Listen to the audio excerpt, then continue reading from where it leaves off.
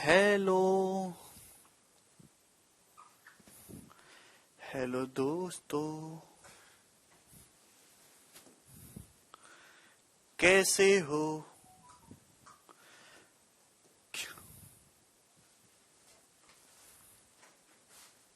चलिए,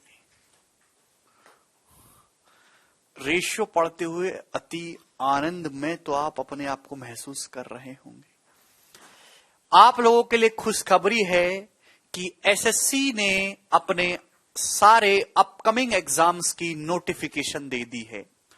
उन्होंने SSC CGL, CHSL, MTS, CPO, Delhi police, selection phase 10 और दिल्ली पुलिस ड्राइवर, हर एक गवर्नमेंट एग्जाम का अगले 2023 तक का बढ़िया सा कैलेंडर छाप के आपको दे दिया है। आप लोग मुझे कल ही पूछ रहे थे, मैंने बोला था चिंता ना करो, इस साल के एंड से पहले पहले नोटिफिकेशन आ जाएगा। अभी देखिए वो आ चुका है।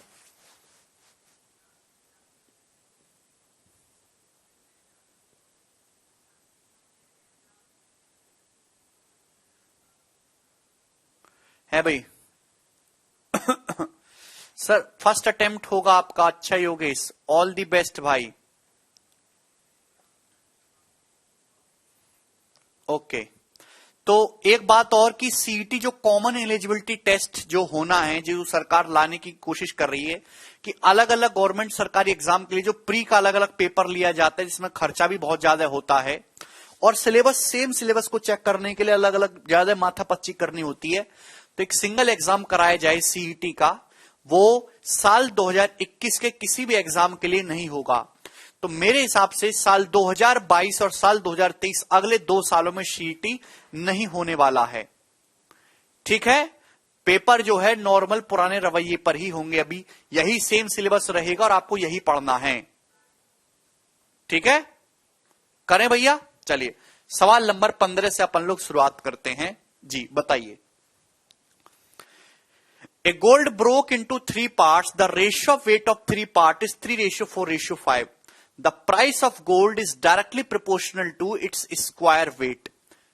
If there is a loss of 23,500 after breaking gold, then what was the starting price of gold? सवाल में बोला कि एक सोने जो है वो 3 हिस्सों में टूट गया और इन 3 हिस्सों के वजन का रेशियो 3, 4, 5 है। सोने का जो प्राइस है, सोने का जो प्राइस है, बहुत इंपॉर्टेंट बात है कि सोने का जो प्राइस है वो इसके वेट के स्क्वायर के डायरेक्टली प्रोपोर्शनल है, वजन के स्क्वायर के वर्ग के अनुक्रमानुपाती है। अगर सोने टूटने पर 23,500 रुपए का नुकसान हुआ तो सोने की मूल कीमत क्या होगी? देखिए आप एक बात समझने की कोशिश करिएगा, बहुत प्यारा सवाल है। सबसे पहले तो आप एक बात बताओ, एक सोने के टुकड़े को 3 हिस्सों में तोड़ा गया 3, 4, 5 के रेशियो में, तो 3, 4, 7, 5, 12। तो ओरिजिनल टुकड़े का जो वेट होगा वो 12 यूनिट होगा। ओरिजिनल टुकड़े का जो वेट होगा दोस्तों 12 यूनिट होगा। हाँ जी जवाब दीजिए। 12 यूनिट होगा। ओरिजिनल टुकड़े का वेट 12 यूनिट होगा। जब मैंने इसको तोड़ा तो 3 टुकड़े हो गए भाई, 3 किलो, 4 किलो, 5 किलो के, 3:4:5 के रेशियो में। तो मेरे प्यारे भाई अगर मैं प्राइस की बात करता हूं, प्राइस की, तो प्राइस जो है वो तो वेट के स्क्वायर पे डिपेंड करता है ना। अगर मैं ओरिजिनल टुकड़े के प्राइस की बात करूं तो ओरिजिनल टुकड़े का प्राइस होगा 12 का स्क्वायर 144। ओरिजिनल टुकड़े का प्राइस होगा 12 का स्क्वायर 144। 144 में 9 आता है, आंसर 9 का मल्टीपल होना चाहिए था। एक ही ऑप्शन आता है जी 36,000। ऐसे भी सॉल्व हो सकता है। अब बताओ अगर मैं इसके 3 टुकड़े करूंगा, पहले टुकड़े का वेट 3 है तो प्राइस कितना होगा 9। दूसरे टुकड़े का वेट 4 है, प्राइस कितना होगा 16। वेट का स्क्वायर करेंगे प्राइस आएगा। तीसरे टुकड़े का वेट 5 है, प्राइस कितना होगा 25। आप बोलोगे जी सर इसमें कोई परेशानी नहीं, तो 16, 9, 25 और 25, 50, 50 यूनिट। आप बोलोगे जी सर मतलब अगर ओरिजिनल टुकड़े का प्राइस 144 था तो इन तीनों टुकड़ों का जो प्राइस है वो 50 है। बेटा सवाल पर है, सवाल को पढ़ो, सवाल को। आप लोग केवल सॉल्यूशन क्यों देखते हैं, सवाल क्यों नहीं पढ़ते? जैसे सवाल में लिखा है वैसे ही तो कर रहे हैं। प्राइस वेट के स्क्वायर के प्रोपोर्शनल है भाई। अगर किसी टुकड़े का प्राइस, सोने के टुकड़े का प्राइस 144 है, आपने इसके 3 टुकड़े करे तो तीनों टुकड़ों का टोटल प्राइस आया 50 यूनिट। ठीक है भाई। तो आप बताइए मेरे दोस्तों, 144 से 50 हो गया तो नुकसान कितने का? 94 का। नुकसान कितने का? 94 का। सवाल के अकॉर्डिंग नुकसान हुआ 23,500 रुपए का। तो 94 की जो वैल्यू है वो 23,500 रुपए है। आप बोलोगे जी सर। तो बताओ किससे जा रहा है? 47 से जा रहा है 2, और मेरे प्यारे भाई ये 500 है भाई। तो एक की वैल्यू 250 रुपए आ गई। तो एक की वैल्यू आ गई जी 250 रुपए। आप बोलोगे जी सर। आपसे पूछा सोने के टुकड़े की ओरिजिनल प्राइस पूछा, 144 यूनिट की वैल्यू पूछिए। 144 यूनिट की वैल्यू आ जाएगी 144 गुणा 250 रुपए। आप बोलोगे जी सर इसमें कोई डाउट नहीं है, ये हो जाएगा 144 का मतलब 36 चौका होता है, 36 अलग निकालूंगा तो 4 गुणा 250 1000 हो जाएगा। तो 36,000 रुपए इस क्वेश्चन का आंसर होगा जी बी ऑप्शन।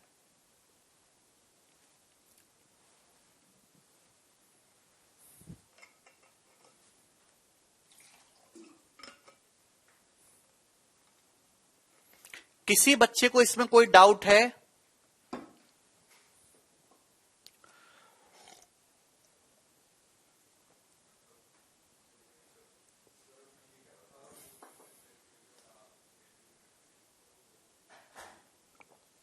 हो जाएगा लोकेंदर। अरे ठीक है, क्या आपको हमारी बात समझ में आई?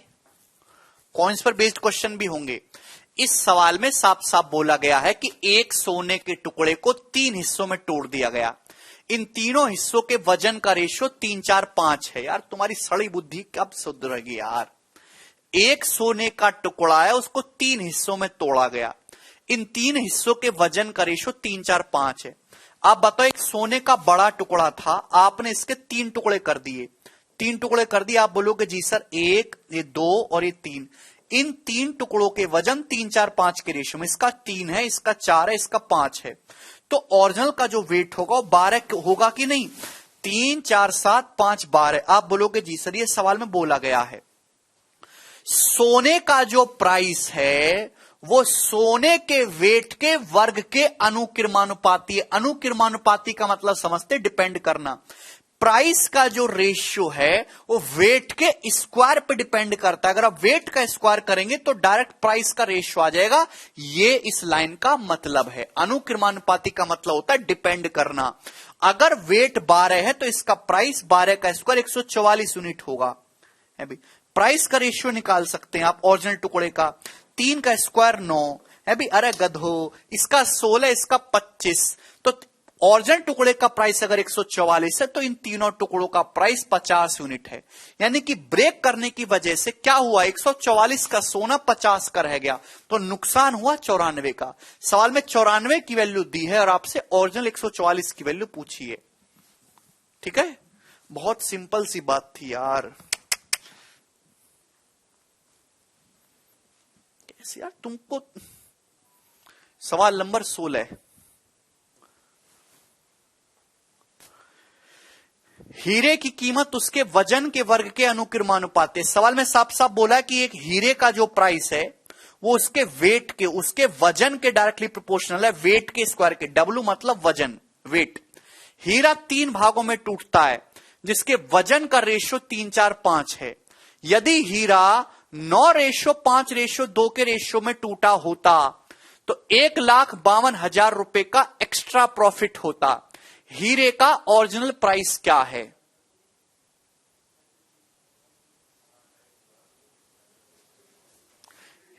हीरे का ओरिजिनल प्राइस क्या है बताइए।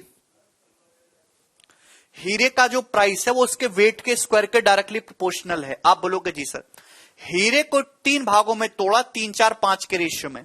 अगर 3, 4, 5 के रेशियो में ना तोड़ के हीरे को 9:5:2 के रेशियो में तोड़ा होता तो 1,52,000 रुपए का एक्स्ट्रा प्रॉफिट होता। बताओ हीरे की ओरिजिनल कीमत क्या थी? है भाई, आप बताओ। हीरा तो सेम ही है ना, उसको 2 तरीके से तोड़ा है आपने। 3, 4, 5 के रेशियो में तो टोटल बनना है 4, 3, 7, 5, 12। अगर मैं इस रेशियो में तोड़ूंगा 9, 5, 14, 2, 16, टोटल बनना है 16। ये तो गलत बात है ना। एक हीरे का टोटल वेट यहां से 12 आ रहा है, यहां से 16 आ रहा है। ये तो गलत चीज है। तो आपको पहले सेम करना होगा। आपको ना पहले सेम करना होगा। 12 और 16 का एलसीएम होता है जी 48, 48। मैंने हीरे का जो ओरिजिनल वजन है वो 48 मान लिया, वेट शुड बी सेम, 48 मान लिया। 48 बनाने के लिए, इस 12 को 48 बनाने के लिए यहां 4 से गुणा होगी, यहां 48 बनाने के लिए 3 से गुणा होगी, 3 से गुणा होगी। यानी कि मेरे दोस्तों टोटल वेट सेम होना चाहिए ना, अभी 12, 16, 20, वेट का रेशियो 12, 16, 20 हो गया, ठीक है ना। अगर मल्टीप्लाई ना भी करो, कैसे समझाऊं यार तुम लोगों को, समझ में भी तो नहीं आएगी। शॉर्ट में करूंगा तो समझ में नहीं आएगी, डिटेल में लिखूंगा तो लंबा लगेगा, कितनी परेशानी है यार। वेट 12, 16, 20 और यहां पे हो गया जी 27, 15, 6, 3 आम 27, 3 पंजे 15 और 3 दूनी 6। आप बोलोगे जी सर, यानी कि एक सोने का टुकड़ा है जिसका वेट 48 है, उसको दो तरीके से ब्रेक किया गया है। आप बोलोगे यस सर कोई दिक्कत नहीं है। तो ये तो वेट का रेशियो, प्राइस है वेट के स्क्वायर के रेशियो में। अगर प्राइस का स्क्वायर क्या होगा भाई, 12 का स्क्वायर 144, 16 का स्क्वायर 256 और 20 का स्क्वायर 400, 20 का स्क्वायर 400। आप बोलोगे जी सर इसमें कोई दिक्कत नहीं है, ये टोटल प्राइस आ जाएगा। अगर आप इस तरीके से ना ब्रेक करके इस वेट में ब्रेक करोगे तो प्राइस का रेशियो क्या होगा, 27 का स्क्वायर 729, 15 का स्क्वायर 225 और 6 का स्क्वायर 36। आप बोलोगे जी सर, तो आप बताओ पहले टोटल प्राइस कितना था, पहले टोटल प्राइस कितना था 800, ये 800 बन रहा है। अब टोटल प्राइस कितना है, अब टोटल प्राइस कितना है, तो आपका जवाब होगा सर 700 और 200 900, 25 25 50 और 4 54, 954। 954 में, ठीक है ना, 3 पंजाम 27, 3 पंजे 15, 3 दूनी 6, ठीक है ना, 700, 200, 900 और 25 और 29, 54, 54 और 36 हो जाएगा ना ये 90। तो दोस्तों हो जाएगा 990 यूनिट। टोटल प्राइस आएगा 990 यूनिट, 990 यूनिट। क्या आपको हमारी बात समझ में आई, 990 यूनिट, ठीक है। आप बोलोगे जी सर, तो आप हमें एक बात बताइए कि अगर इस रेशियो में ब्रेक करते हैं तो टोटल गोल्ड का प्राइस 800 है, लेकिन अगर आप इस रेशियो में ब्रेक करते हैं तो टोटल गोल्ड का प्राइस 990 है। तो आप बताओ कितना एक्स्ट्रा प्रॉफिट हुआ, तो आपका जवाब होगा सर जी 190 यूनिट का, 190 यूनिट का एक्स्ट्रा प्रॉफिट हुआ कि नहीं हुआ। आप बोलोगे जी सर, क्वेश्चन के अकॉर्डिंग जो एक्स्ट्रा प्रॉफिट हुआ वो कितना है, तो आपका जवाब होगा सर 1,52,000 रुपए का, 1,52,000 रुपए का। आप बोलोगे जी सर, तो यहां से 0 से 0 19 अट्ठे 152, तो एक यूनिट की वैल्यू यहां से 800 रुपए आ गई। एक यूनिट की वैल्यू दोस्तों यहां से कितना आ गई, 800 रुपए। आप बोलोगे जी सर, तो एक यूनिट 800 आ गया आपसे। लेकिन क्या पूछा है, हीरे के ओरिजिनल प्राइस की कीमत पूछी है। भाई ओरिजिनल टुकड़ा 48 किलो का था, ओरिजिनल टुकड़ा कितने का था, 48 किलो का था, तो उसका जो प्राइस होगा वो क्या होगा, 48 का स्क्वायर। 48 का स्क्वायर होता है 2304, ये आपको याद रखना है। ओरिजिनल टुकड़े का प्राइस क्या होगा 2304 और एक की वैल्यू कितनी 800, तो 2304 इंटू 800 रुपए ओरिजिनल टुकड़े का प्राइस आएगा। आप बोलोगे जी सर, लास्ट में 2 जीरो ही आना चाहिए, ये ऑप्शन नहीं है। उसके बाद 8 चौक 32 यूनिट डिजिट 2 होगा, मतलब ये वाला ऑप्शन है डी ऑप्शन, 1843200। ठीक है जी, तो बहुत ही बेसिक सवाल था, आपको ये चीज लिखने की जरूरत नहीं है, ये चीज आपको सवाल में भी दिखाई दे रही थी। नहीं, यूनिट डिजिट से 2 डिजिट मैच करेंगे ना, ए और डी, आंसर के एंड में 2 ही जीरो आएगा। बहुत प्यारा सवाल है, सुंदर सा सवाल है, ठीक है ना। तो दोनों सवाल बने हुए हैं, एक प्री में एक मेंस में, कर लोगे वैसे टाइप का। आगे चलिए, question number 18, next question.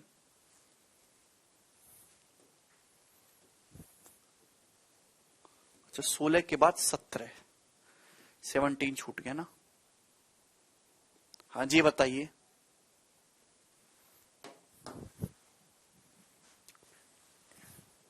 Yes Vanshika, C1, C2, C3, C4, C5 5 कंपनियां हैं, कोई प्रॉब्लम नहीं। 5 कंपनियां जी, C1, C2, C3, C4, C5। आप बोलोगे जी सर, सवाल में दिया है C1, C2, C3 द्वारा प्राप्त प्रॉफिट का रेशियो 9:10:8 है।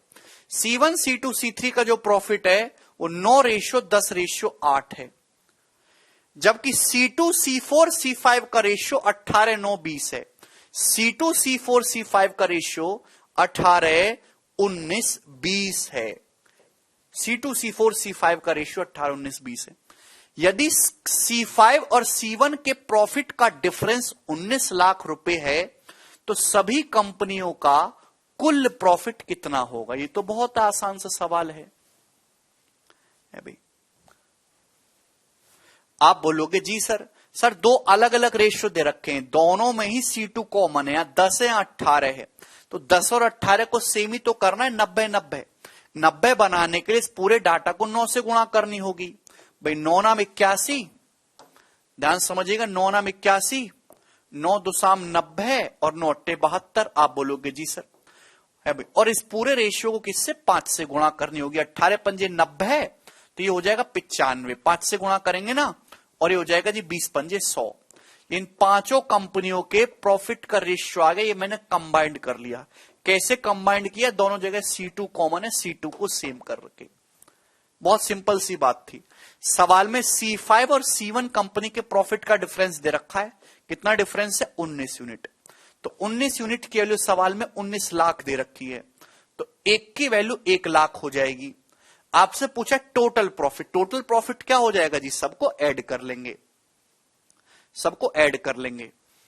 तो 100, 90, 90, 280, 280 5, 285। 285 में हम लोग क्या ऐड करेंगे? अच्छा, यूनिट डिजिट से ही हो जाएगा, यहां से यूनिट मैच कर लो। 5, 2, 7, 1, 8, यूनिट डिजिट 8 आना चाहिए। एक ही ऑप्शन में आ रहा है, ए ऑप्शन। आगे सॉल्व करने की जरूरत ही नहीं है। इस सब को ऐड करूंगा तो ऐड करके कितना आ रहा? 438 यूनिट। 438 यूनिट का मतलब 438 लाख, लेकिन आंसर करोड़ में दे रखा है। 1 करोड़ में 100 लाख होते हैं, तो 4.38 CR इस क्वेश्चन का आंसर हो जाएगा। ठीक है जी, आसान सा सवाल था। आगे चलेंगे जी, सवाल नंबर 18। ये लोमड़ी शेर की छलांग वाला सवाल, ऐसा एक भी सरकारी एग्जाम नहीं है जिसमें छलांग वाला सवाल ना आया हो। ठीक है, बहुत ही प्यारा सवाल है। 2 क्वेश्चंस में आपको प्रैक्टिस कराऊंगा, ये फिक्स टाइप का क्वेश्चन बनता है जी। एक बार आप खुद से करने की कोशिश करो।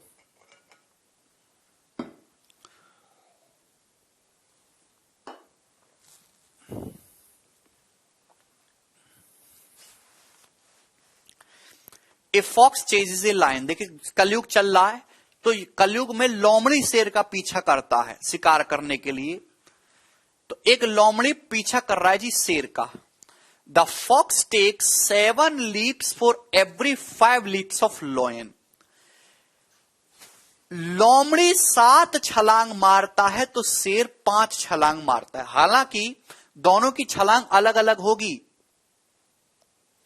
दोनों की छलांग की जो लेंथ है वो अलग अलग होगी।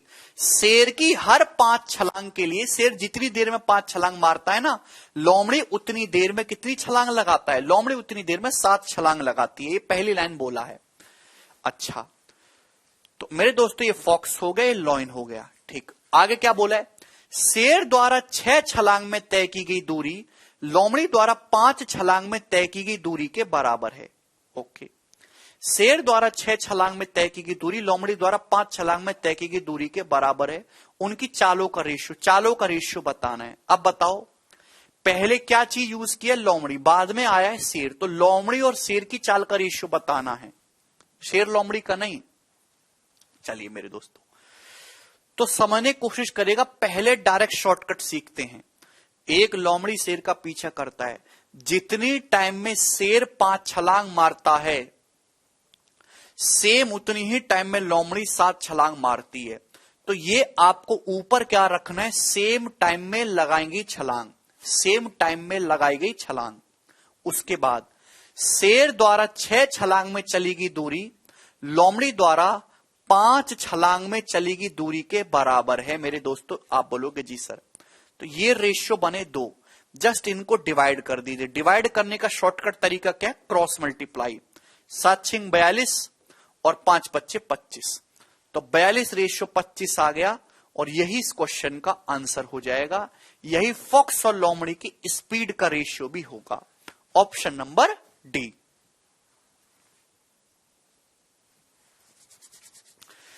This is the direct shortcut. Golu न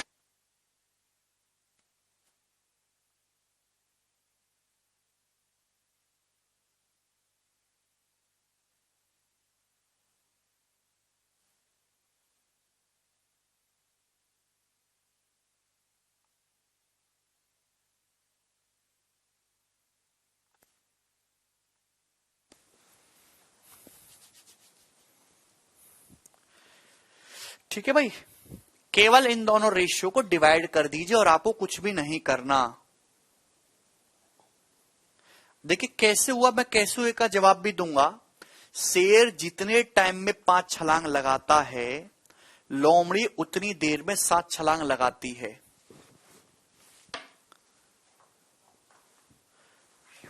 साउंड आ रही है ना? चलिए, अबे समझ नहीं आया से कोई मतलब नहीं है, शॉर्टकट ध्यान रहेगा ना बस। अब देखिए समझेंगे। अब देखिए 2 अलग अलग चीज होती है। समझना एक डिफरेंट प्रोसेस है और करना एक अलग प्रोसेस है। जरूरी नहीं कि हर सवाल को समझ के ही करा जाए। सवाल करना आना चाहिए, समझ में आए या ना आए वही बालक कामयाब है। ठीक, कुछ चीजें ऐसी होती है कि उनको करना आना चाहिए, समझ में आना बात की बात है। समझने का टाइम था बोर्ड के एग्जाम में, जब आप कंचा खेलने में बिजी थे, खराब कर रहे थे आप अपने जीवन के अनमोल दिन। वाई का जवाब भी आएगा। लोमड़ी शेर का पीछा करता है। शेर जितनी देर में 5 छलांग मारता है, लोमड़ी उतनी देर में 7 छलांग लगाती है। एक बात बताओ, स्पीड का रेशियो सवाल में पूछा है। सेम टाइम में चलेगी डिस्टेंस को स्पीड बोलते हैं। सेम टाइम में चलेगी डिस्टेंस को ही स्पीड कहते हैं। सेम टाइम में चलेगी डिस्टेंस को स्पीड बोलेंगे। सेम टाइम में आप बताओ भाई, मैं सपोज 1 घंटे में 40 किलोमीटर जाता हूं, आप 1 घंटे में 30 किलोमीटर जाते हैं, तो मेरी और आपकी स्पीड का रेशियो क्या होगा? भाई मैं 1 घंटे में 40 किलोमीटर जाता हूं, आप 1 घंटे में 30 किलोमीटर जाते हैं, तो हमारी और आपकी स्पीड का रेशियो क्या होगा? 40 रेशियो 30 ही हो जाएगा, 4:3। तो सेम यही लॉजिक मैं यहां पे अप्लाई करूंगा। ठीक है ना? चलिए, सवाल में साफ साफ बोला है, शेर द्वारा 6 छलांग में तय की गई दूरी लोमड़ी द्वारा 5 छलांग में तय की गई दूरी के बराबर है। ठीक है ना? तो भैया एक बात समझिए, शेर जितनी दूरी 6 छलांग में मारता है, लोमड़ी उतनी दूरी 5 छलांग में मारती है। तो अगर मैं रेशियो निकालूंगा तो कितना आएगा? 6:5। अगर मैं ये कहूं कि लोमड़ी 1 छलांग में 6 मीटर जाती है और शेर 1 छलांग में 5 मीटर जाता है, क्या इसमें कोई परेशानी? रिवर्स कर दीजिए, रेशियो को रिवर्स कर दीजिए। भाई ये रिवर्स कर दीजिएगा ना, 5 उधर जाएगा, 6/5 रिवर्स कर दीजिए बेटा। जस्ट इसको, शेर अगर 1 छलांग में 5 मीटर जाता है तो 6 छलांग में कितना जाएगा? 30 मीटर। लोमड़ी अगर 1 छलांग में 6 मीटर जाती है तो 5 छलांग में कितनी जाएगी? 30 मीटर। इक्वल करूंगा तो रेशियो रिवर्स हो जाएगा, 5 इधर चला जाएगा, 6 इधर चला जाएगा। देख रहे हो ना? अरे तुम्हारी बुद्धि में कुछ गया। शेर अगर 1 छलांग में 5 मीटर जाएगा तो लोमड़ी 6 मीटर जाएगी, तो इनके द्वारा 5 और 6 छलांग में चलेगी दूरी बराबर होंगी। यस, आया समझ में? आप बोलोगे जी sir.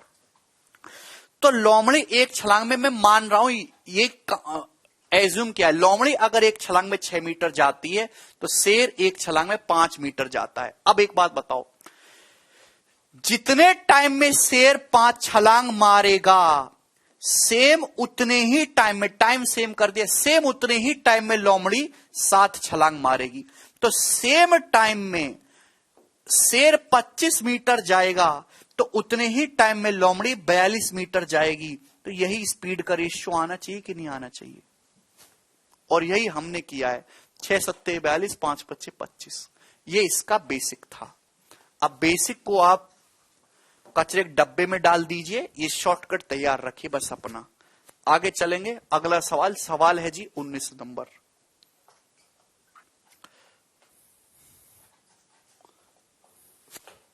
Next, a dog takes 8 jumps for every 12 jumps of lion and a fox takes 15 jumps for every 12 jumps of lion. आपके यहां पे डॉग दिया है, लॉयन दिया है, फॉक्स दिया है। सवाल में क्या बोला है? एक कुत्ता जितनी देर में 8 छलांग मारता है, सेम उतने ही टाइम में शेर 12 छलांग मारता है। जितने टाइम में शेर 12 छलांग मारता है, उतनी ही देर में एक लोमड़ी 15 छलांग मारती है, 15 छलांग। तो सेम टाइम में लगाई गई छलांगे हैं। कुत्ते द्वारा 8 छलांगों में तय की गई दूरी, शेर द्वारा 16 छलांग में तय की गई दूरी और लोमड़ी द्वारा 24 छलांग में तय की गई दूरी बराबर है। ये बराबर है। कुत्ते द्वारा 8 छलांग में, लॉयन द्वारा 16 छलांग में, लोमड़ी द्वारा 24 छलांगों में तय की दूरी बराबर है। उनकी चालों का रेशियो बताइए। Just divide it, just divide. 8/8 1 हो जाएगा, 12/16 3/4, 4 तिया 12, 4 चौक 16, 3 से 3 पंजे 15, 3 अट्ठे 24 ही आ गया। पूरे को 8 से गुणा कर दूंगा, 8:6:5। ये इस क्वेश्चन का आंसर है, सी ऑप्शन। आपको 2 सेकंड लगे सॉल्व करने में।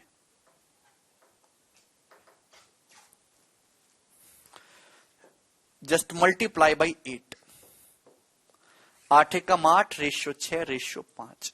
ये इस क्वेश्चन का आंसर हो जाएगा। आगे चलेंगे अगले सवाल की तरफ। सवाल है आपके सामने 20। ठीक है भाई, ये हो गया। आप कॉइन्स वाले सवाल आगे, कॉइन्स वाले। आपने देखा होगा कि कभी कभी पेपर में बहुत ज्यादा आसान सिक्के वाले क्वेश्चन आ जाते हैं। सिक्के वाले क्वेश्चन बेटा वहां 2 रेशियो थे, डिवाइड ही किया था वहां भी निरंकुश, पर वो डिवाइड करने के लिए 2 रेशियो को डिवाइड करने का शॉर्ट तरीका क्रॉस मल्टीप्लाई कर दो। 3 रेशियो में सीधा सीधा डिवाइड होता है, डिवाइड ही किया था। तुम्हारी बुद्धि में तुम्हें पता ही नहीं है कि कौन सी चीज क्या चल रही है।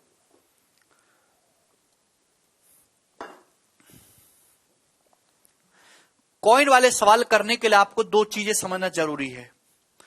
Number of coins and value of money. Number of coins and value of money 2 अलग अलग चीजें होती है। नंबर ऑफ कॉइन्स, आपके पास 5 सिक्के हैं 1-1 रुपए के, 2-2 रुपए के आपके पास 5 सिक्के, तो नंबर ऑफ कॉइन्स हुए 5। वैल्यू ऑफ मनी कितना हुआ? अगर आपके पास मैं एग्जांपल देता हूं 2-2 रुपए के 5 सिक्के हैं, तो वैल्यू ऑफ मनी कितना हुआ? 2 गुणा 5 10 रुपए। सिंपल सी बात है। जिस बच्चे को ये दोनों चीजें पता है उसको कभी कोई तकलीफ नहीं आएगी। ये सवाल इसी साल के CHSL के 2020 के पेपर में आया है, जो आपके सामने क्वेश्चन दिया। बाबूजी जवाब दो, क्या उत्तर है इस क्वेश्चन का? हृदय ने पिगी बैंक में अपना खाता खोला। अच्छा, खाता नहीं गुल्लक खोला। पिगी बैंक मतलब गुल्लक होता है क्या? हृदय अपनी गुल्लक खोलता है और उसे 1 रुपया, 2 रुपया, 5 रुपया और 10 रुपए के सिक्के मिलते हैं। 10:5:2:1 के रेशियो में। यदि कुल 72 सिक्के थे, कुल 72 सिक्के थे, तो सिक्कों के रूप में गुल्लक में कितनी राशि थी ये बताइए। इस सवाल में आपसे वैल्यू ऑफ मनी पूछा है। वैल्यू ऑफ मनी करो।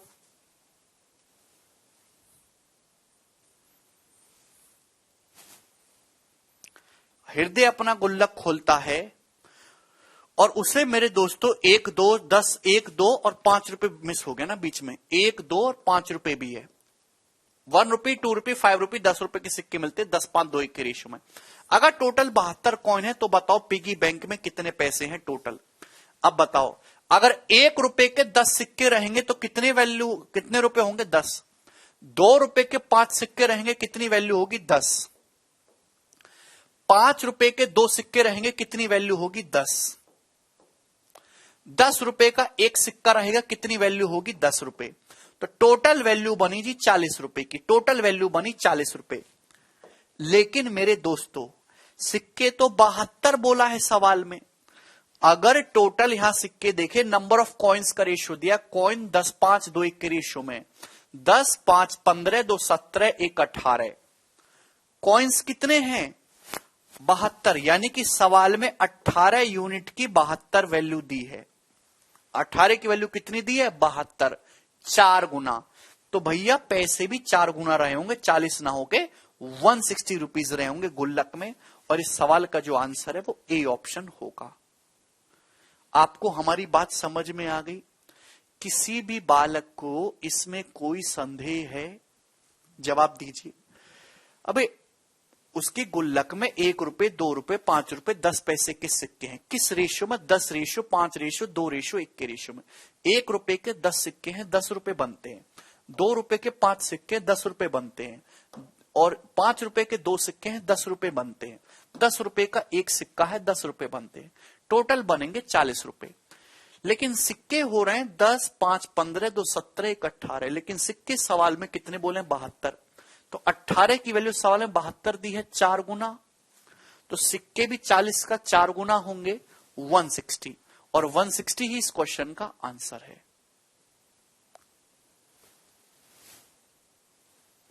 मुझे लगता है कि आपको ये बात समझ में आई होगी। बहुत ही बेसिक सी दोस्तों ये बात थी। हां जी, ये वाला भी बता दीजिए आप मुझे। सवाल करो।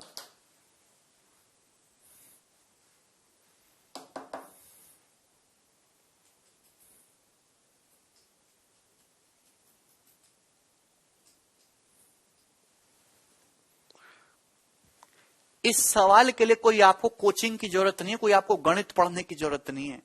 आप ऐसे भी सवाल खुद से करने में सक्षम नहीं है, इसका मतलब आप गुल्लक में पैसे का भी हिसाब किताब रखने लायक नहीं है।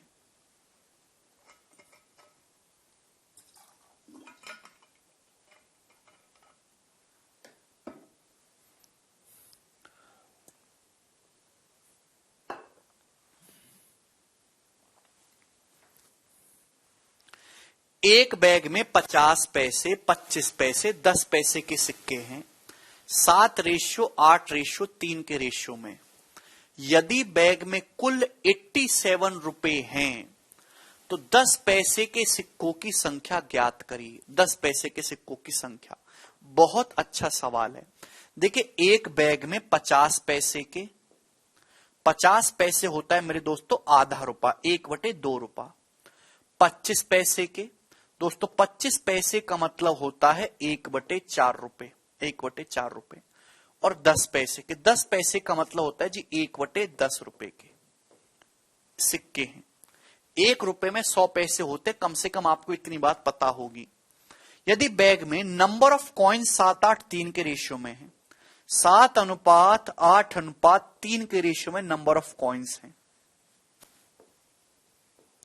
यदि बैग में सिक्कों की जो संख्या है वो 7:8:3 के रेशियो में है, और अगर बैग में कुल 87 रुपए हैं तो 10 पैसे के सिक्कों की संख्या कितनी होगी?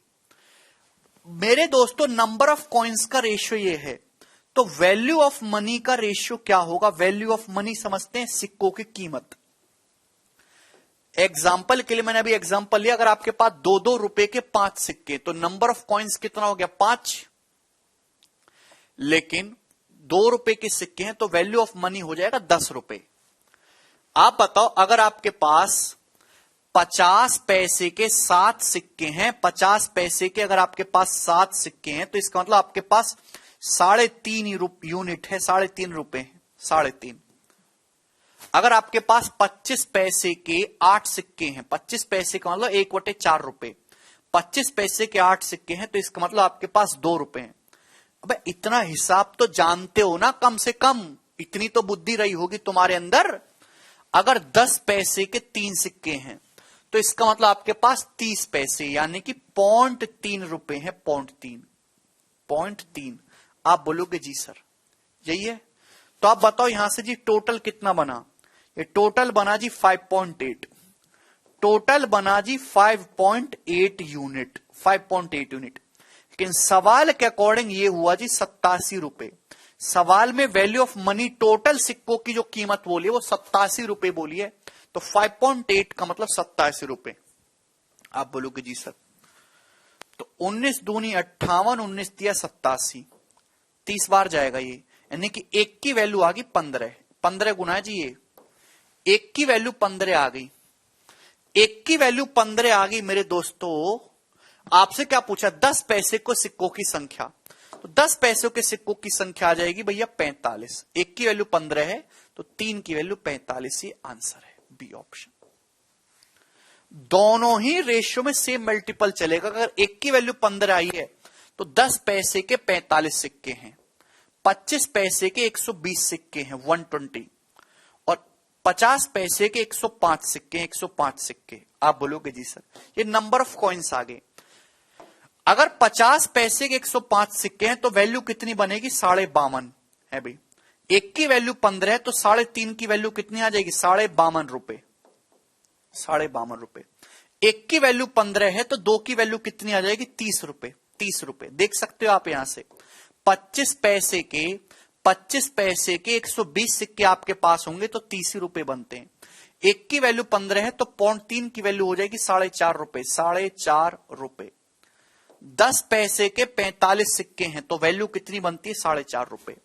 तो ये मल्टीप्लायर जो है दोनों ही रेशियो के लिए काम करेगा, नंबर ऑफ कॉइन्स के लिए भी और वैल्यू ऑफ मनी के लिए भी। 30 तो वैल्यू ऑफ मनी है निरंकुश, कॉइन्स की जो संख्या है वो। अच्छा 10 पैसे के सिक्के पूछा ना, 45 इस सवाल का आंसर है। किसी बालक को इसमें कोई संदेह तो नहीं, किसी बच्चे को इसमें कोई डाउट तो नहीं। जितने भी बालक ये लेक्चर देख रहे हैं, सवाल दीपांशु सवाल में क्या पूछा है, 45 पैसे के सिक्के पूछे, 10 पैसे के सिक्के पूछे तो सिक्के ही निकालेंगे ना, नहीं बदलना अमन।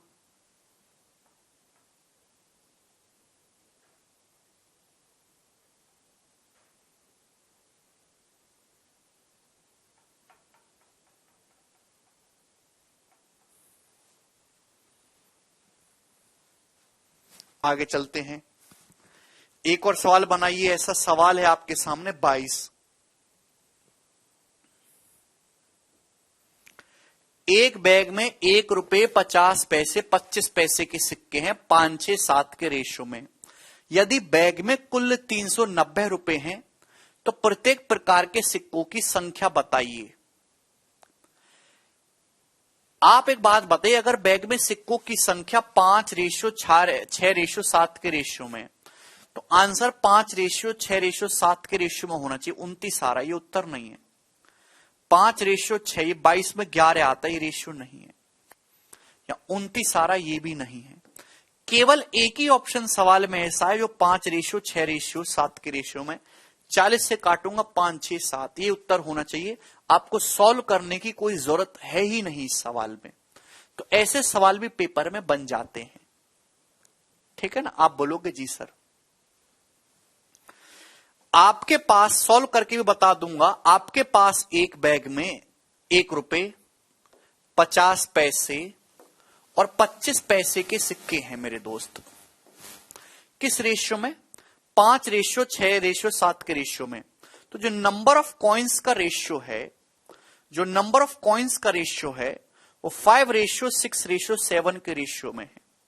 सिक्कों की संख्या 5, 6, 7 है। तो सिक्कों की कीमत का रेशियो क्या होगा, वैल्यू ऑफ मनी। सिक्कों की कीमत का रेशियो क्या होगा। अगर आप देखेंगे तो यहां डेसिमल में जाता है, अभी पिछले सवाल में भी डेसिमल में जा रहा है ना। मैं आपको डेसिमल की कैलकुलेशन अवॉइड करने का भी तरीका बता रहा हूं, ध्यान से समझिएगा। 1 रुपए का मतलब 1 रुपए होता है, 50 पैसे का मतलब आधा रुपया होता है, 25 पैसे का मतलब 1/4 रुपए होता है, 1/4। आप जानते कि मुझे बटे 2 भी करना होगा, बटे 4 भी करना होगा। अगर मैं पूरे डाटा को 4 से गुणा कर लूं, बटे 2 भी करना होगा, बटे 4 भी, पूरे डाटा को 4 से गुणा कर दूं, बस रेशियो तो किसी से भी गुणा किया जा सकता है, तो आपकी कैलकुलेशन आसान हो जाएगी। 4 सत्ते 28, मैं पूरे रेशियो को 4 से गुणा कर दिया। 5, 6, 7 ना लिख के पूरे रेशियो को आप 4 से गुणा कर दो।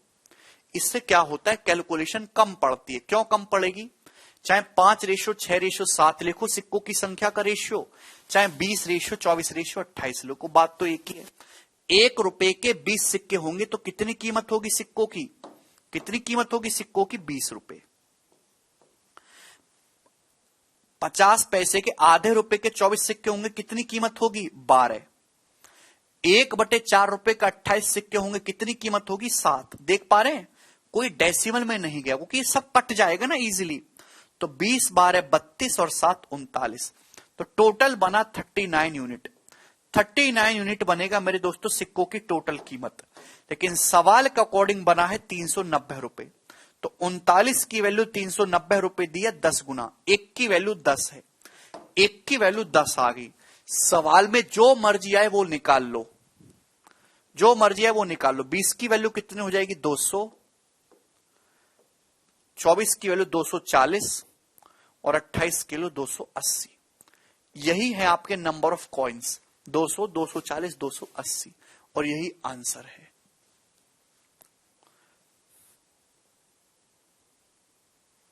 आगे चलिए दोस्तों, सवाल नंबर 23।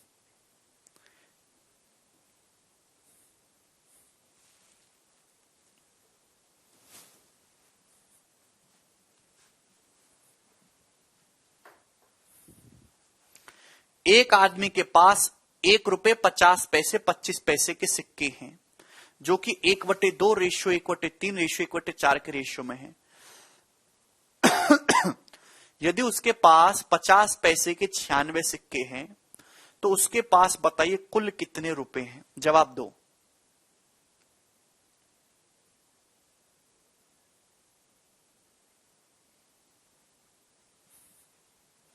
हाँ जी, जवाब दीजिए।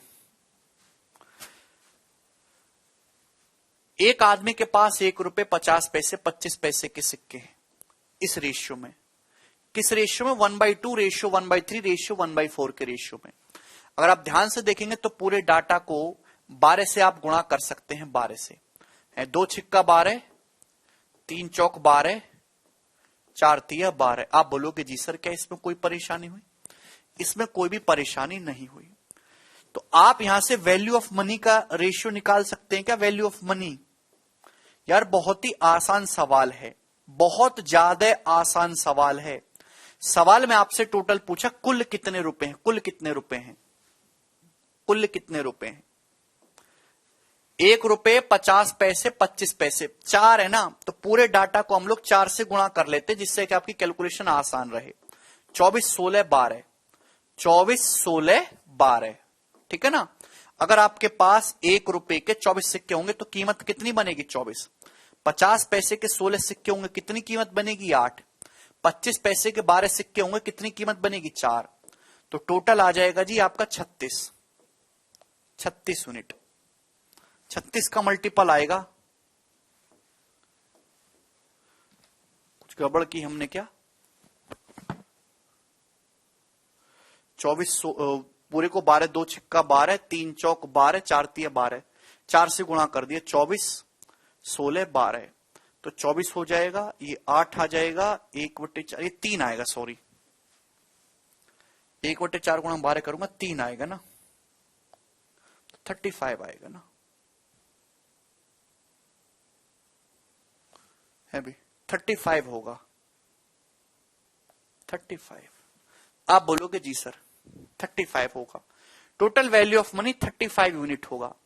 सवाल में 50 पैसे के 96 सिक्के बोले हैं। अगर 50 पैसे के 96 सिक्के हैं तो 50 पैसे के सिक्कों की कीमत कितनी है? 50 पैसे के सिक्कों की कीमत कितनी? 48। सवाल में 8 की वैल्यू 48 दी है। 50 पैसे के 96 सिक्के हैं तो 50 पैसों के सिक्कों की कीमत 48 है। 8 की वैल्यू 48 दी है 6 गुना, तो टोटल सिक्कों की जो वैल्यू होगी वो भी 6 गुना होगी, 210 रुपए। और यही इस क्वेश्चन का आंसर होगा B option, 210 rupees.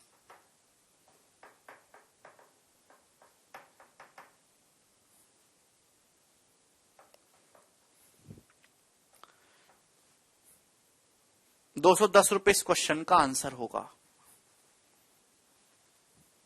Very good, आगे चलते हैं। अगला सवाल है आपके सामने 24। हाँ जी बताइए।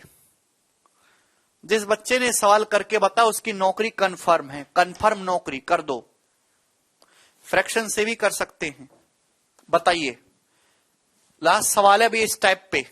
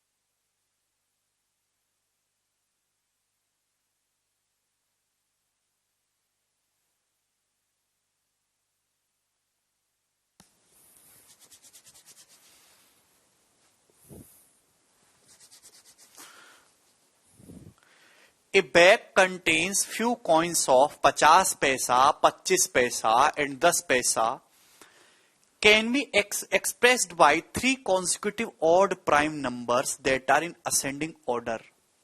The total value of coins in the bag is 552. If the number of coins reversed in order, then find the increase in amount in the bag.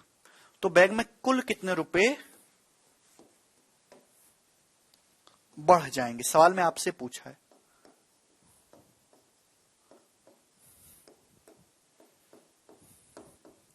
सबसे पहले आप ये बताओ कि आपको ये सवाल समझ में आया।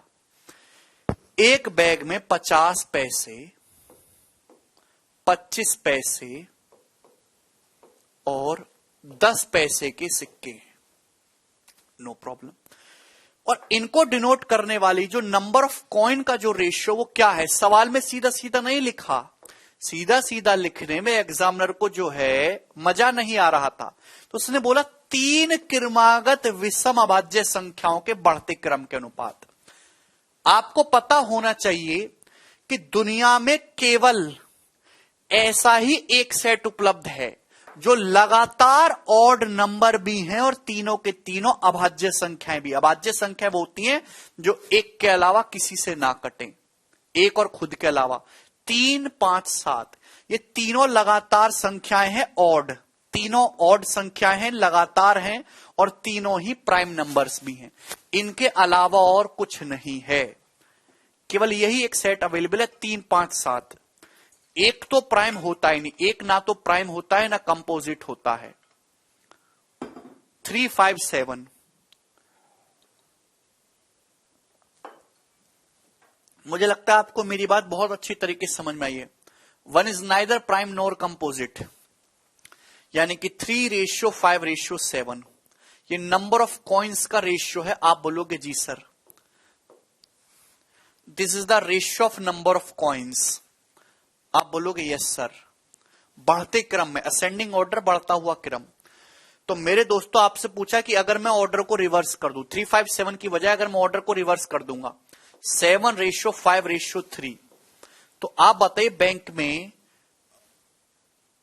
बैग में कुल कितने पैसे बढ़ जाएंगे मेरे दोस्तों, आप बताओ। अच्छा, मयूरी का 256 आ गया, अगर 50 पैसे के 3 सिक्के हैं तो कीमत कितनी होगी 1.5। 25 पैसे के 5 सिक्के कितनी कीमत होगी 1.25 और 10 पैसे के 7 सिक्के कितनी कीमत होगी 0.7। तो मैं कह सकता हूं कि टोटल जो वैल्यू होगी मेरे प्यारे भाई कितनी आएगी 2.2 में 1.2 जोड़ूंगा अभी तो 3.45 यूनिट आएगा ना 3.45 यूनिट। बोलो अरे आपको मेरी बात समझ में आई। 50 पैसे के 3 सिक्के हैं तो 1.5 यूनिट, 25 पैसे के 5 सिक्के हैं 1.25 यूनिट, 10 पैसे के 7 सिक्के हैं तो 0.7। तो टोटल जब मैं जोड़ूंगा तो 3.45 आएगा।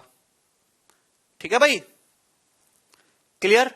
और सवाल में इसकी वैल्यू कितनी दे रखी है 552 रुपए, 552 रुपए। आप बोलोगे जी सर अगर मैं रिवर्स कर दूंगा सिक्कों को तो 50 पैसे के 7 सिक्के हो जाएंगे 3.5 कीमत बनेगी, 25 पैसे के 5 सिक्के 1.25 और 10 पैसे के 3 सिक्के हो जाएंगे 0.3। तो टोटल कीमत कितनी हो जाएगी? तो आपका जवाब होगा सर जी 3.8 में 1.25 जोड़ूंगा तो ये हो जाएगा आपका 5.05। आप बोलोगे जी सर इसमें कोई भी प्रॉब्लम नहीं है, ठीक है ना। हाँ, आप पूरे को 20 से मल्टीप्लाई भी कर सकते थे, वो भी मैंने तरीका आपको सिखाया कैलकुलेशन को कम करने का। पर मुझे डेसिमल से कोई डर नहीं लगता, इस तो मुझे जरूरत नहीं है उस चीज की, ठीक है ना। कोई दिक्कत इसमें? Any problem? 5.05। तो आप बताओ 3.45 से पहले कीमत 3.45 थी, अब 5.05 हो गया। तो मेरे दोस्तों वैल्यू ऑफ मनी कितना बढ़ गया? तो आपका जवाब होगा सर ये 1.6 यूनिट इंक्रीज हो गया, 1.6 यूनिट, 1.6 यानी कि आंसर 1.6 16 का मल्टीपल आएगा। 16 का मल्टीपल मेरे दोस्तों इनमें से कोई भी ऑप्शन नहीं है एक्सेप्ट इसके 16 एकम 16 और 11, ये दोनों ऑप्शन है सी और डी। तो दो ऑप्शन में हम लोग फंस जाएंगे, ठीक है ना। सवाल में आपसे 1.6 यूनिट की वैल्यू पूछी है, ठीक है दोस्तों। अगर 3.45 यूनिट का मतलब 552 है तो एक का मतलब कितना होगा 552 अपॉन 3.45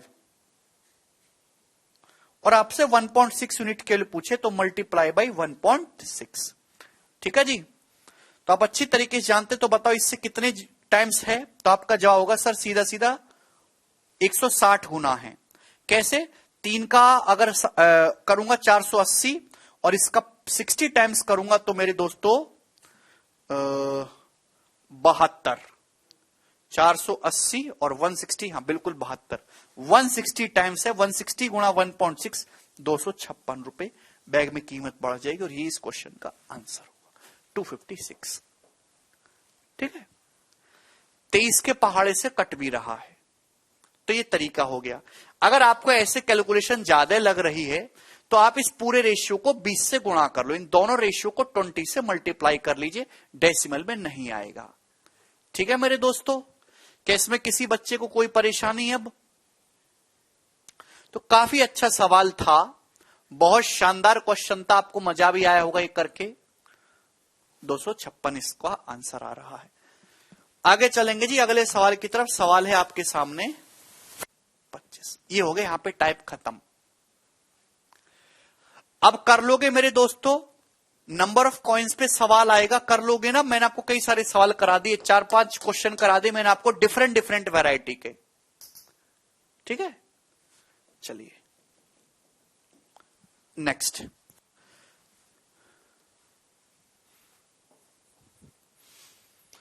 अब यहां से मेरे प्यारे भाई मिसलेनियस क्वेश्चन है रेशियो के, ठीक है।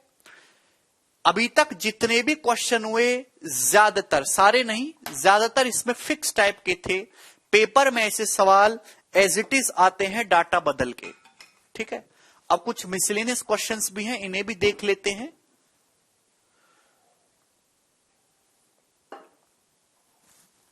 चलिए जी ये बताइए मेरे दोस्तों क्या उत्तर है इन सवालों का। सवाल नंबर 25 से किसी टाइप को फॉलो नहीं करते, किसी लैंग्वेज को फॉलो नहीं करते, चलते चले जाओ। एक एग्जाम में अमल और बिमल के स्कोर 11:14 के रेशियो में है।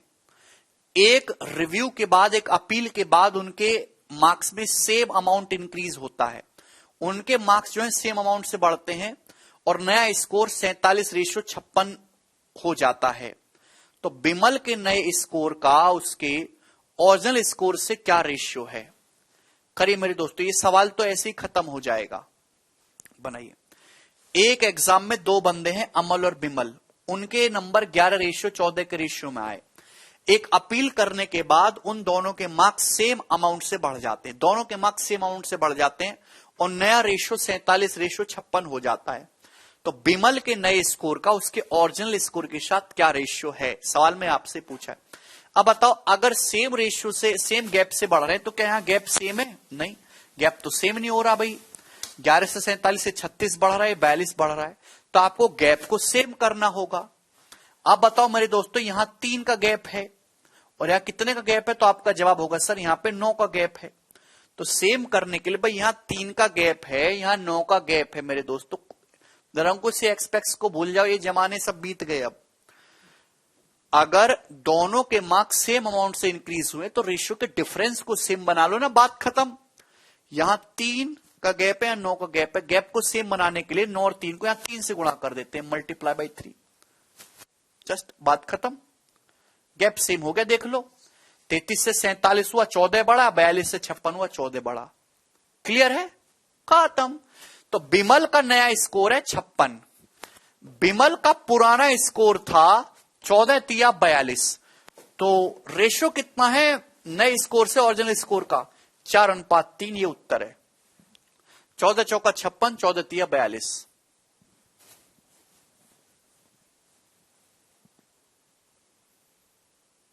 नए स्कोर का पूछा है, ओरिजिनल स्कोर से बेटे, नए स्कोर का।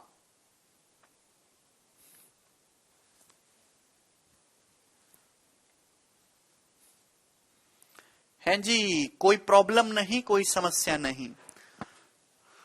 आगे चलेंगे जी, अगला सवाल, सवाल नंबर 26। ये बताइए, बोलो।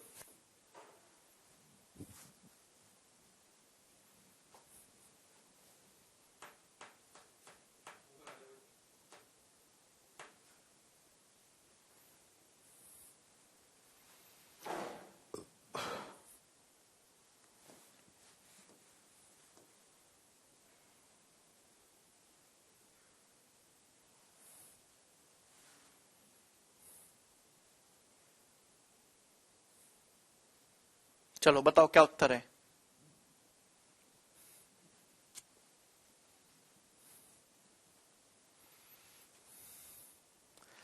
आज मैंने वैसे पुष्पा फिल्म देखी थिएटर में, अल्लू अर्जुन की, गजब था भाई।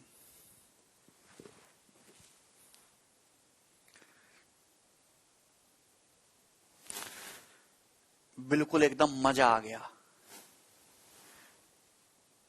आप भी जरूर देखिएगा अगर मौका मिले। खैर अभी पढ़ाई करो, आप 2 साल बाद देखना, नौकरी लगने के बाद।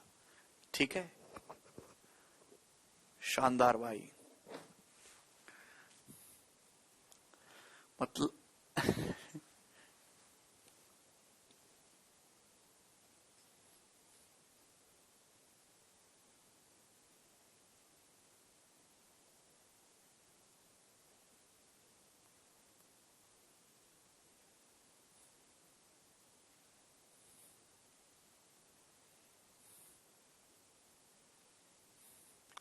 एकलव्य कह रहे सर तड़प देखो। अबे ये सब साउथ की रीमेक है बेटा, तड़प मत देखो, साउथ की ओरिजिनल फिल्म देखो, RX 100। ये बॉलीवुड बॉलीवुड वालों को एकदम, ये सब सारे एक्टर और सारे डायरेक्टर प्रोड्यूसर सबको उठा के कूड़े के डब्बे में फेंक देना चाहिए, कुछ नहीं आता उनको। साउथ इंडियन सिनेमा जो कमाल कर रहा है, वो बॉलीवुड बर्बाद हो चुका है, बर्बाद। 100 फिल्म रिलीज करेंगे तो 100 में से 90 कचरा होती हैं, 10 ठीक ठाक होंगी। साउथ में थोड़ा उल्टा है, 100 फिल्म रिलीज करेंगे तो उसमें 70 अच्छी होंगी।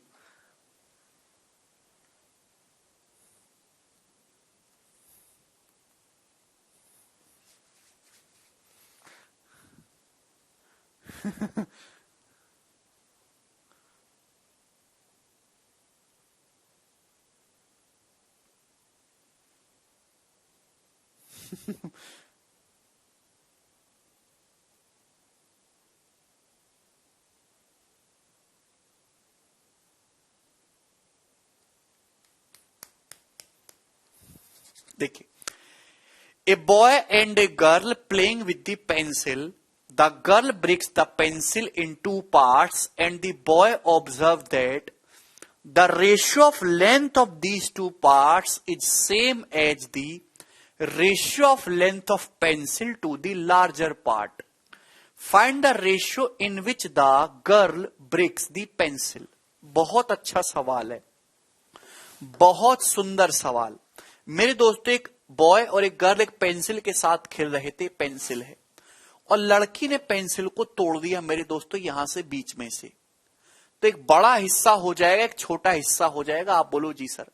लड़के ने ये ऑब्जर्व किया कि इन दोनों हिस्सों का रेशियो वही है जो पूरी पेंसिल का बड़े टुकड़े के साथ है। एक बात बताओ, अगर आप पूरी पेंसिल का बड़े टुकड़े के साथ रेशियो लोगे तो ये रेशियो ग्रेटर देन 1 आएगा ना। ये रेशियो तो ग्रेटर देन 1 आएगा ना। यानी कि आप जिस डाटा के बारे में बात कर रहे हो वो ग्रेटर देन 1 है, ग्रेटर देन 1। चलिए, अब अगर आपको सॉल्व करना है तो एक तरीका होगा कि ये सपोज बड़े टुकड़े को x मान लो, छोटे टुकड़े को y मान लो। क्योंकि आपको सवाल में रेशियो ही निकालना है तो दो वेरिएबल लेने की क्या जरूरत है, ये बात मेरी ध्यान रखना। अगर सवाल में आपको रेशियो ही निकालना है तो दो वेरिएबल मानने की कोई जरूरत नहीं है। आप एक ही वेरिएबल मान लो, एक को फिक्स कर लो। अभी अगर मैं ऐसा करता हूं कि सपोज बड़े टुकड़े की लंबाई x है और छोटे टुकड़े की लंबाई 1 सेंटीमीटर है, तो ये रेशियो अपने आप एडजस्ट हो जाएगा 1 के हिसाब से। समझ में आया कि नहीं? ये बहुत जगह मैथमेटिक्स में यूज होगा। अगर आपको सवाल में रेशियो निकालना है तो आपको 2 अलग अलग वेरिएबल मानने की जरूरत नहीं है। आप एक को x मान लो और दूसरे को आप जो है फिक्स कोई वैल्यू कर दो, 1 2 3 जो आपको पसंद आ रहा हो अपने हिसाब से। तो मेरे दोस्तों, सवाल में ये बोला है कि पूरी पेंसिल के टुकड़े का, पूरी पेंसिल की जो लंबाई है x+1, इसका बड़े टुकड़े के साथ जो रेशियो है, ये रेशियो जाहिर सी बात है ग्रेटर देन 1 होगा, वो इन दोनों टुकड़ों की लंबाई के रेशियो के बराबर है। इन 2 टुकड़ों का अनुपात वही है जो पूरी पेंसिल का बड़े टुकड़े के साथ है। तो अब बताओ, अगर ये रेशियो ग्रेटर देन 1 है तो हम ग्रेटर देन 1 के ही इक्वल करेंगे। भाई बड़े टुकड़े की लंबाई को मैंने x माना है, छोटे को मैंने 1 माना है, तो सेम कर दिया मेरे दोस्तों, इक्वल कर दिया यहां से मैंने। Any problem? आप बोलोगे नहीं सर। ठीक है, x/1 बराबर जो है पूरी पेंसिल की लंबाई का बड़े टुकड़े की लंबाई के साथ रेशियो x+1/x। तो यहां से आप ये कह सकते हैं कि x इंटू x स्क्वायर बराबर x+1। तो x square minus x minus 1 बराबर यहां से क्या आ जाएगा? 0। ये 0 आ गया। ये क्वाड्रेटिक इक्वेशन बन गई मेरे दोस्तों। तो x की वैल्यू क्या आएगी? माइनस का b plus minus √b square minus 4ac, b square minus 4ac करूंगा तो 5 हो जाएगा अपॉन 2a। श्रीधराचार्य फॉर्मूला लगा रहा हूं मेरे प्यारे भाई, ये आ गया x की वैल्यू। x दोस्तों निगेटिव नहीं हो सकता। अगर 1 में √5 को घटाएंगे तो निगेटिव हो जाएगा, तो आप माइनस साइन को इग्नोर कर देंगे। तो मेरे प्यारे भाई ये आई है जी x की वैल्यू। आप बोलोगे जी सर, सवाल में पूछा है लड़की ने पेंसिल को किस अनुपात में तोड़ा। तो मेरे प्यारे भाई, लड़की ने जो पेंसिल को तोड़ा है वो x/1 के रेशियो में तोड़ा है ना, बड़े टुकड़े से छोटे टुकड़े का। और क्या आया है x की वैल्यू? √5 + 1/2, √5 + 1/2। और ये इस क्वेश्चन का आंसर होगा जी सी ऑप्शन, √5 + 1/2। x/1 ही तो निकालना था सवाल में, वही आ गया √5 + 1/2। बहुत ही सुंदर सवाल, इससे प्यारा सवाल जो है बन नहीं सकता। आगे चलेंगे नेक्स्ट क्वेश्चन की तरफ। आपके सामने सवाल है जी 27, जवाब दो।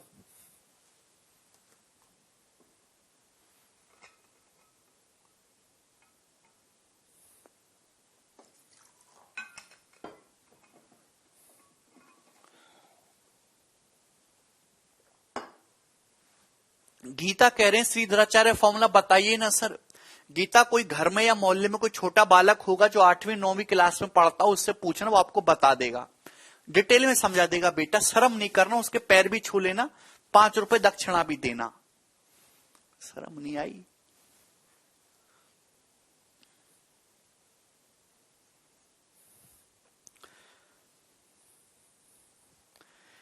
एक चिड़ियाघर में कुछ खरगोश तथा कबूतर हैं।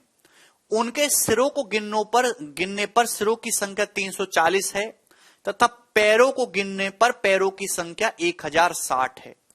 कबूतरों की संख्या ज्ञात करिए। यह सवाल ऐसा है जो रीजनिंग में भी आता है और मैथ में भी आता है, और बहुत अच्छे तरीके से मैं आपको ये सवाल बताऊंगा। है भाई, डायरेक्ट शॉर्टकट से बिना वेरिएबल माने थोड़ी बुद्धि लगाइएगा। मैंने आपको परसेंटेज में पढ़ा है ना, परसेंटेज ब्रेक मेथड, डेविएशन पढ़ा है ना मैंने आपको बहुत अच्छे से, बस वही डेविएशन यहां पे लगा दो। एक चिड़ियाघर में कुछ खरगोश तथा कुछ कबूतर हैं, तो आप बताओ खरगोश के कितने पैर होते हैं? 4, और कबूतर के कितने पैर होते हैं? 2। जब हमने सिरों को गिना तो सिरों की कुल संख्या 340 है। भैया हर जानवर के सिर तो एक ही होता है ना, यानी कि कुल मिला के 340 जानवर है, 340 जानवर हैं कुल मिला के। लेकिन जब पैर गुने तो पैर 1060 हैं, तो बताओ कबूतर कितने हैं? कबूतरों की संख्या आपसे पूछा है। आप बताओ कबूतर के 2 पैर होते हैं, खरगोश के होते हैं 4। 4 को हम ऐसे लिख सकते हैं 2 + 2। अगर आप थोड़ी बुद्धि लगाओ तो आप ये कहोगे सर कबूतर के भी 2 पैर होते हैं और खरगोश के भी 2 पैर होते हैं। सर हर जानवर के 2 पैर तो हैं ही हैं, हर जानवर के 2 पैर तो हैं ही। तो 340 जानवर के कितने पैर होने चाहिए? 340 जानवर के 680 पैर होने चाहिए, 680। लेकिन सवाल के अकॉर्डिंग पैर हैं कितने? 1060। तो कितने पैर एक्स्ट्रा हैं भैया? आप कहोगे सर 380 पैर एक्स्ट्रा हैं। ये 380 पैर एक्स्ट्रा, ये एक्स्ट्रा पैर किसकी वजह से आए? सर ये एक्स्ट्रा पैर किसकी वजह से आए? तो आपका जवाब होगा सर जी एक्स्ट्रा पैर आए खरगोश।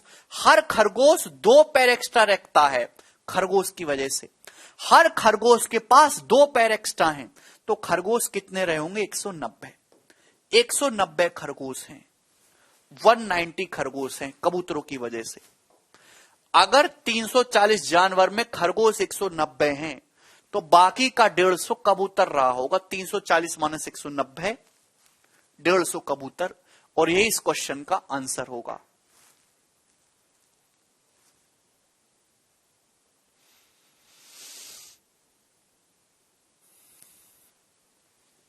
अरे बोलो यस और नो करके।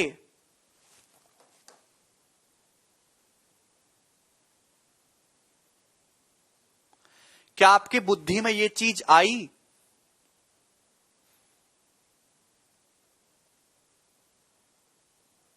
ठीक है, रिपीट करके देखिएगा, मैंने बहुत धीरे धीरे समझाया है, सभी बच्चों को समझ में आया होगा। हाँ जी, आगे बताइए अगले सवाल की तरफ। सवाल नंबर 28। श्रीमती गिरी ने 1 दर्जन चूड़ियां खरीदी। 1 दर्जन का मतलब 12 चूड़ी खरीदी है भाई। एक दिन वह सीढ़ियों से फिसलकर गिर गई।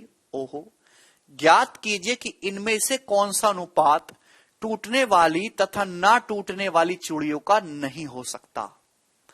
आप बताओ अगर एक दिन वो गिर गई हैं, 12 सीढ़ी हैं, तो टूटने वाली और ना टूटने वाली का रेशियो क्या नहीं हो सकता इनमें से?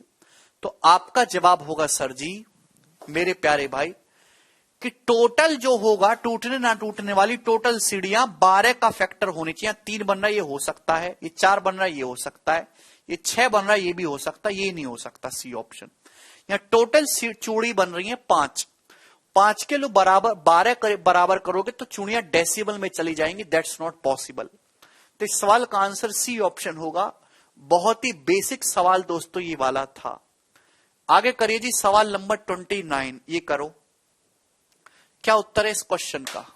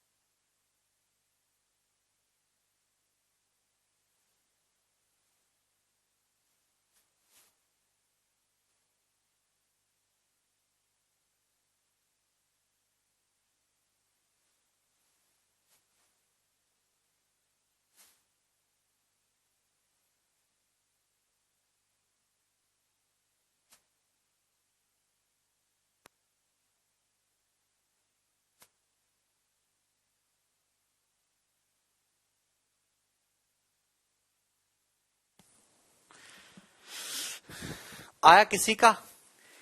एक आदमी 10 मिनट में 20 लाइनें टाइप कर सकता है, लेकिन वह हर लाइन पर 8% मार्जिन छोड़ता है। पहली बात तो बताओ कि इस लाइन का क्या मतलब है? व्हाट इज द मतलब ऑफ दिस लाइन? मार्जिन का मतलब खाली छोड़ना। जैसे लाइन है ना, ये लाइन होती है, तो आप इधर उधर थोड़ी खाली जगह छोड़ते हो ना, खाली जगह। तो एक आदमी 10 मिनट में 20 लाइन टाइप करता है, तो इसका मतलब मेरे दोस्तों 1 मिनट में वो 2 ही लाइन टाइप कर रहा है। 1 मिनट में कितनी लाइन टाइप कर रहा है? 2 लाइन। लेकिन हर लाइन पर भी 8% जगह खाली छोड़ रहा है। अगर वो 100% में से 8% जगह खाली छोड़ेगा तो लिख कितनी जगह पे रहा है? तो आप कहोगे सर 92%। यानी कि 1 मिनट में वो 2 लाइन का 92% ही लिख पाता है। 1 मिनट में वो 2 लाइन का 92% ही लिख पाता है। चलिए, अब सवाल में आपसे पूछा कितने समय में वह, कितने टाइम में वह 23 पेज टाइप कर पाएगा, जिस हर पेज पे 40 लाइन है, on which he leaves 25% more margin than before. अगर वो पहले से 25% ज्यादा मार्जिन छोड़ता है, पहले के कंपैरिजन से 25% ज्यादा मार्जिन छोड़ रहा है, आप बताओ मेरे दोस्तों, भाई उसे टाइप करने हैं अब 23 पेज, 23 पेज, और एक पेज पे 40 लाइन है, तो उसे इतना काम टाइप करना है। लेकिन अब वो 25% ज्यादा मार्जिन छोड़ रहा है पहले के कंपैरिजन में, पहले से। आप बताओ मेरे दोस्तों, अगर पहले 8% जगह खाली छोड़ रहा था, तो 8% से 25% ज्यादा, 8 का 25% होता है 2। अब वो 10% जगह खाली छोड़ रहा है मेरे प्यारे भाई। कितनी जगह खाली छोड़ रहा है? 10% खाली छोड़ रहा है। Very good Shubhashish. तो कितना जगह लिखेगा? तो 90% ही लिखेगा मेरे प्यारे भाई। यानी कि ये उसे टोटल काम करना है। टोटल काम कितना करना है? उसे 90% ही लिखना पड़ेगा। समझ में आया मेरे प्यारे भाई? कोई प्रॉब्लम? अगर मेरे प्यारे भाई 23 पेज टाइप करने, हर पेज पे 40 लाइन है, और पहले से वो 25% ज्यादा जगह खाली छोड़ रहा है, 8% से 25% ज्यादा 10% जगह खाली छोड़ रहा है, तो लिख कितना रहा है? 90%। पूछा कितना टाइम लगेगा? आप बताओ, एक आदमी को टोटल काम ये करना है, टोटल काम, जबकि 1 मिनट में इतना काम करता है, तो इस काम को करने में कितना टाइम लगेगा? जस्ट डिवाइड कर दो। अरे कोई आदमी 1 मिनट में सपोज 2 मर्डर कर रहा है, तो 20 मर्डर करने में कितना टाइम लगेगा? 20/2, 10 मिनट। जस्ट डिवाइड कर देते हैं। समझ में आया कि नहीं? कम से कम इतनी बुद्धि रखो। परसेंटेज से परसेंटेज चला जाएगा। 23 चौका 92, और 4 दूनी 8 पंजे 40, तो आ जाएगा जी 450 मिनट, क्योंकि आपने मिनट में लिखा है। 450 मिनट। 450 मिनट का मतलब क्या होता है? 420 मिनट तो 7 घंटे हो जाएगा। 7.5 घंटे। ए ऑप्शन इस क्वेश्चन का आंसर है।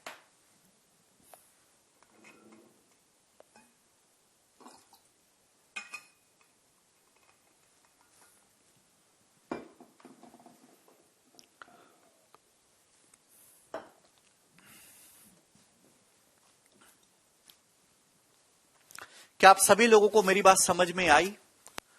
टोटल काम इतना है, 1 मिनट में इतना काम करता है, तो इस काम को करने में कितना टाइम लगेगा? जस्ट डिवाइड कर दो, और कुछ भी नहीं करना।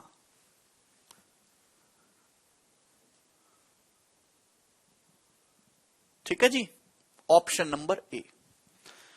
आगे चलेंगे जी। आपके सामने सवाल है 30 नंबर। हाँ जी, बताइए अगला क्वेश्चन। 8% से 25% ज्यादा 10% होता है बेटा। 8 का 25% 2 होता है ना, 8 को 2 बढ़ाओगे 10% ही तो होगा। यार नोटिफिकेशन क्या आ गई, सब लोग एक ही चीज पूछ रहे हैं, सर सिलेबस कब होगा, सिलेबस कब होगा। छोड़ दे रहा हूं अच्छा मैं, बाकी के सवाल आप खुद कर लेना अब, ठीक है ना भाई। जल्दी सिलेबस खत्म करना, तो चीजें छोड़ छोड़ के पढ़ानी पड़ेंगे जैसे बाकी लोग पढ़ाते हैं। मिसलेनियस ही तो है, फिक्स टाइप तो हो गए ना, बाकी खुद कर लेना। प्रॉफिट एंड लॉस शुरू करते हैं, चलो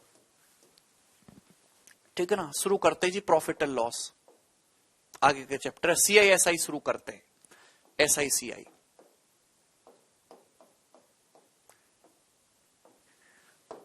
ठीक है भाई, सिलेबस ही खत्म कर रहा ना, ऐसे तैसे में घुस जाओ। एसआई सीआई, एसआई सीआई से पेपर में 4 क्वेश्चन आने हैं मेंस के पेपर में, और प्री के पेपर में 1 सवाल आएगा फिक्स है, ना इससे कम ना इससे ज्यादा। ठीक है, कब खत्म होगा, कब खत्म होगा? अबे आपके पास क्या हो जाएगा ये चीज बोल के?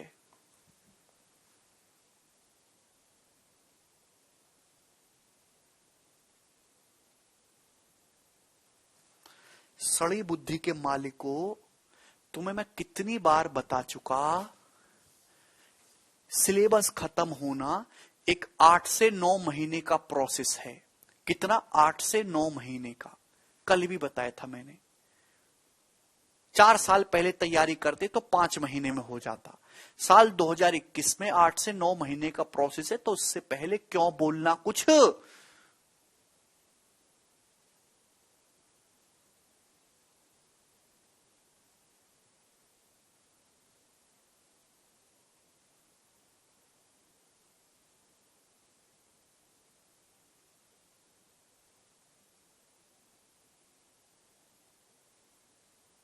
मुझे भी जल्दी सिलेबस खत्म करना आता है। मैंने आपको नंबर ऑफ कॉइन के सवाल कराए, 6 सवाल कराए, 2 सवाल कराओ, हो जाएगा जल्दी खत्म। अब बताओ, मैं ऐसे कराना शुरू कर देता हूं।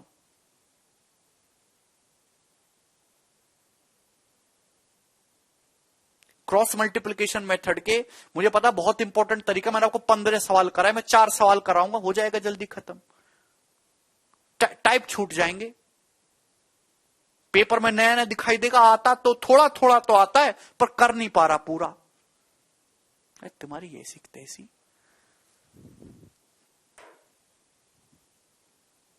सिलेबस जल्दी हो भी गया तो फायदा क्या? उससे नौकरी लग जाएगी, क्या होगा?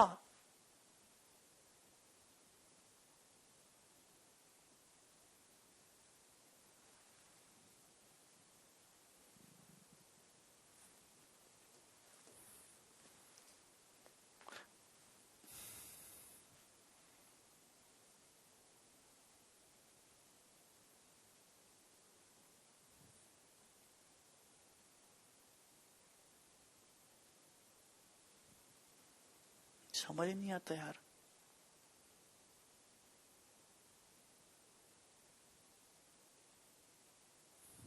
सवाल करो 30 नंबर।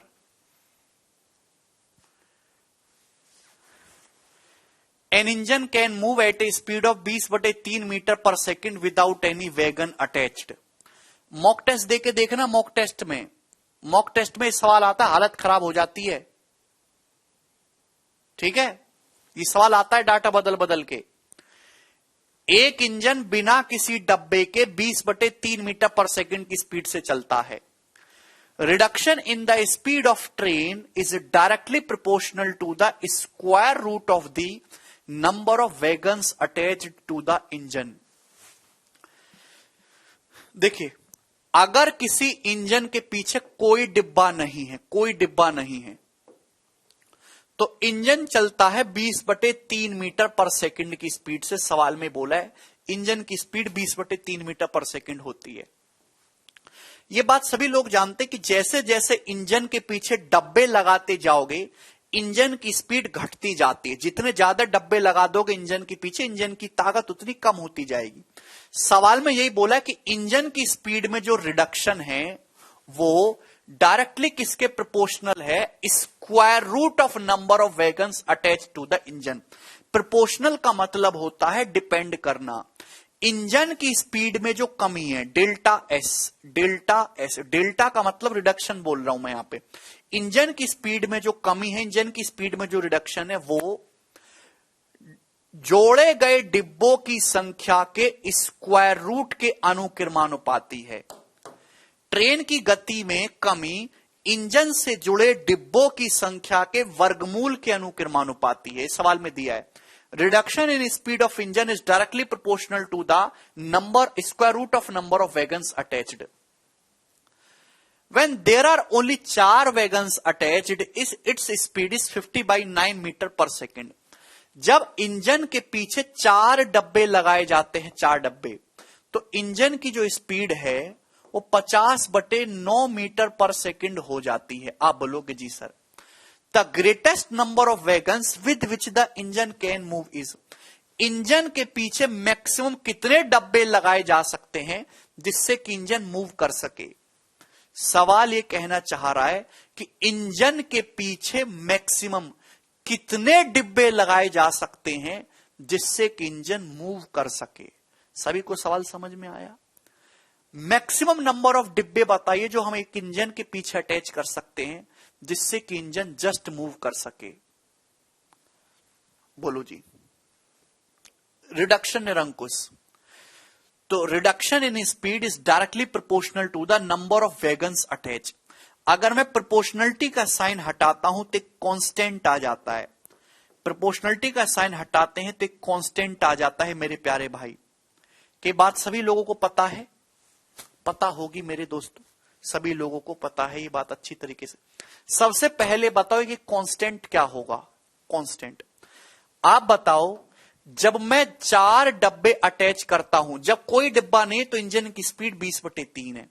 जब मैं 4 डिब्बे लगाता हूं तो इंजन की स्पीड हो जाती है 50/9। तो इंजन की स्पीड में कितने की कमी आई?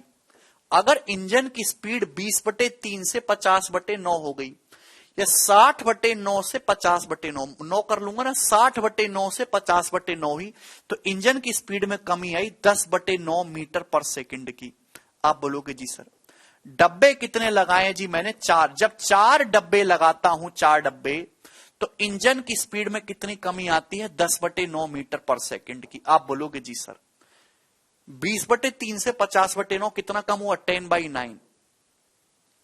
आप बोलोगे जी सर √4 का मतलब 2 होता है, 2 से 10 काटूंगा तो 5 आ जाएगा। तो यहां से के की वैल्यू आ गई जी 5/9। ये इंफॉर्मेशन केवल आपको इसलिए दी थी कि आप इस के का मान निकाल पाओ।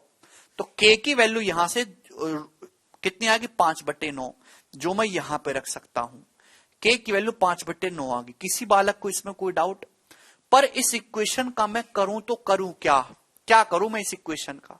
अब एक बात समझिए, सवाल में आपसे पूछा कि मैक्सिमम कितने डब्बे लगाए जा सकते हैं जिससे कि इंजन मूव कर सके। आप एक बात बताओ कि अगर मुझे इंजन की स्पीड को 0 करना हो, ये बताओ, इसकी कोई जरूरत नहीं है, तो केवल के का मान निकालने के लिए दिया था। अगर मुझे इंजन की स्पीड को 0 करना हो तो बताओ कितने डब्बे लगाने पड़ेंगे? क्या आप निकाल सकते हैं? भाई बिना डिब्बों के तो इंजन की स्पीड ये है 20/3। अगर मुझे इंजन की स्पीड 20/3 से 0 करनी है, मुझे इंजन की स्पीड को 20/3 से 0 करना है, इंजन की स्पीड में 20/3 मीटर पर सेकंड की कमी करनी है, तो कितने डब्बे लगाने होंगे? क्या आप निकाल सकते हो? इंजन की स्पीड में अगर 20/3 मीटर पर सेकंड की कमी करोगे तो 0 हो जाएगी। 0 करने के लिए कितने डब्बे लगाने होंगे? 5 चौक 20, 3 तिया 9, भैया 3 उधर चला जाएगा 12, तो 12 √W आया है। W आ जाएगा 144, 12 का स्क्वायर 144, 4 तिया 12, 12 √W आएगा तो W की वैल्यू आ जाएगी 144। यानी कि अगर मैं 144 डिब्बे लगा दूंगा, जैसे ही मैं 144 डिब्बे लगाऊंगा इंजन की स्पीड 0 हो जाएगी। आप बताओ 144 डिब्बे लगाते ही इंजन की स्पीड 0 हो जाएगी, उसका दम निकल जाएगा। यानी कि मैं मैक्सिमम 143 डिब्बे इसके पीछे लगा सकता हूं। 143 डिब्बे मैक्सिमम लगा सकते हो, तब तक इंजन मूव करता रहेगा। जैसे ही 144 में डिब्बा लगाओगे इंजन का दम निकल जाएगा और वो चलना बंद कर देगा, उसकी स्पीड 0 हो जाएगी। तो मैक्सिमम 143 डब्बा यू कैन अटैच।